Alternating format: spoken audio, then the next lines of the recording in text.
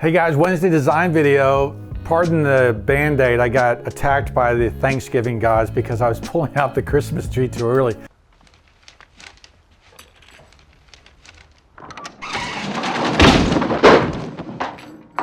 Anyway, today's video, we're looking at a house from the 90s, okay? What do you do with a house that is built without a style, that is built without any architectural precedent? I'm trying to put this house together so that it makes sense.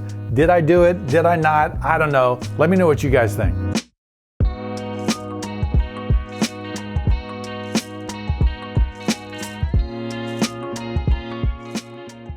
Okay, so fixing a house built in the 90s.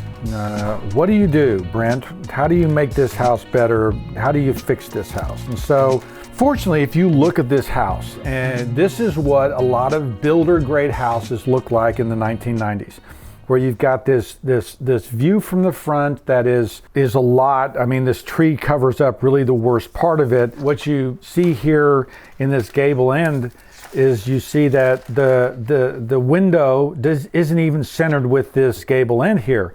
And so this gable end was built up asymmetrically with these windows because, I don't know.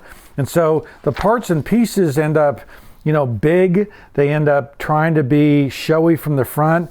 And if you look at the back and the back sides, you'll see that the brick siding here gets turned into wood siding, that there really is no cohesive design ideal here, that you end up with these oblong shapes and these weird things that come together. So unfortunately, okay, the challenge is you're working on a house like this. How do you fix it?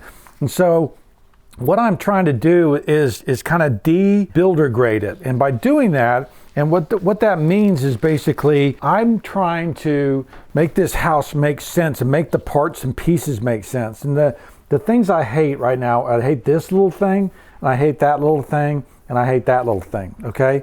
And so, you've got gable ends returns with the slanted roof. I'm not a fan. And so basically what I did was I'm just cutting off all this roof area. I've cut off that area, and I've cut this one off too. Naturally and thankfully, it gets rid of these windows here and simplifies kind of how this structure is coming together, okay? Then I put better windows in here with better proportions so that this bedroom, which is what this is up here, makes more sense. This bedroom has a little bit better scale. And then I'm allowing these windows here. Okay, I'm putting the window and a window, trying not to lose too much of the light. I'm elevating this window and I'm elevating this window along with the front, okay, so that I am trying to calm down the 90s builder look, and I'm trying to introduce classical detailing. Now, you might look at this house and go, why? Well, because they asked me to. And so I am now also de-emphasizing this piece here.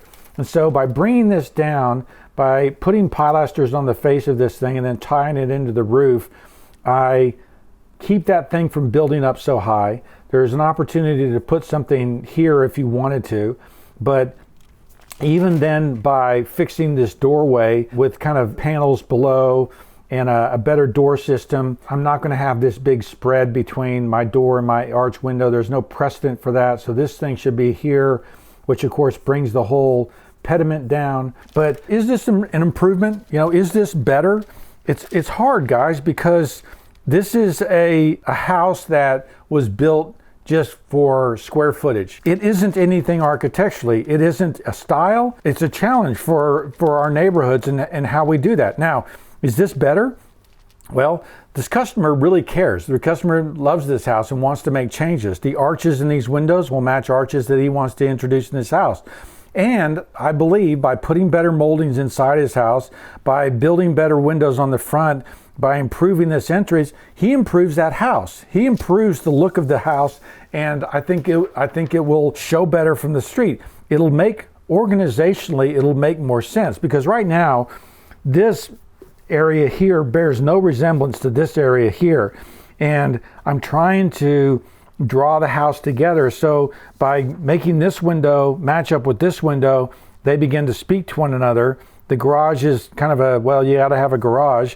And elevating this lower area, helping these areas speak together with the arches, I think makes it better.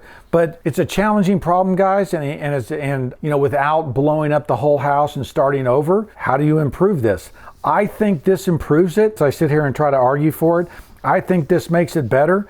I think this is a better looking house. And so a few simple changes, taking away the builder pedimented ends and things like that don't line up and don't match, I think improve this house. I think it increases the value. Let me know what you guys think. Okay, guys. Improvement, better. I think taking those pedimented ends out, especially that one that didn't even match up with the window below, that was so weird to me. I think it improved it. I think it elevated it. It starts tying the inside with the out, which you didn't really see, but organizing the house around an architectural precedent, tying the windows together, I think improves it. There are clues there for how we improve our built environment, getting cohesive ideas that draw it together. But it is a problem when houses are built without a tradition, without a style. It's a challenge. Maybe that made it better.